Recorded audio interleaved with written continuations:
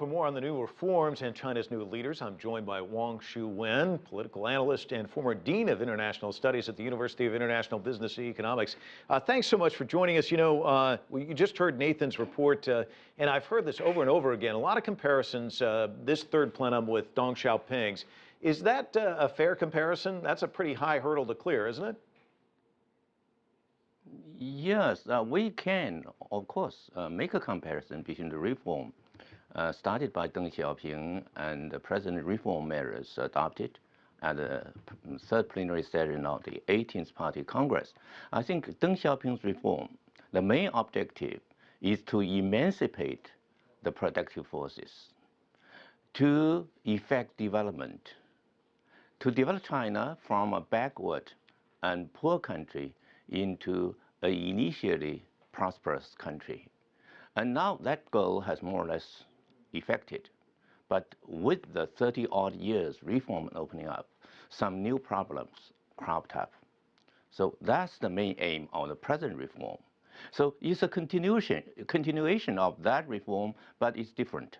In my opinion, the present reform is to solve the problem of fairness and equality.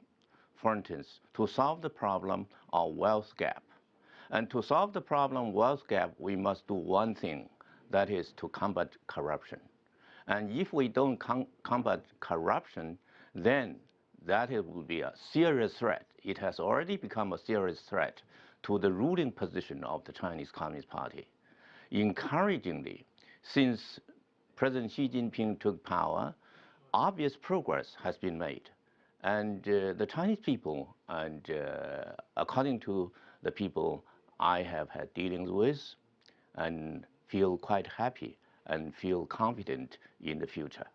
You know, we're hearing a lot of words to describe the reforms, sweeping, dramatic, bold, some of the words that I've been hearing in the last week or so. How would you describe them? And you mean what? I beg your pardon? The reforms have been described here in the United States by a lot of folks as sweeping, bold, very dramatic. Would you describe them that way? How would you view them? Not so dramatic. And this time, I think the top leadership means business. In the past, both under the leadership of Jiang Zemin and under the leadership of Hu Jintao, a lot of work has been done. But some work, in my opinion, might have been neglected to some extent. But this time, since Xi Jinping was elected as the General Party Secretary of the Communist Party, he started, before he became President of the People's Republic, he had already started the drive, made full preparations, and immediately after he took the state power, and everything has been going on in a big way, and very effectively.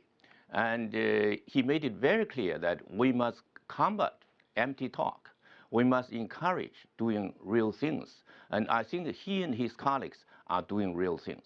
Wang Xuewen, I was going to say, we're probably going to have to leave it there. I apologize, we've run out of time. But thanks so much for joining us. Certainly appreciate it. Wang Xuewen joining us from Beijing.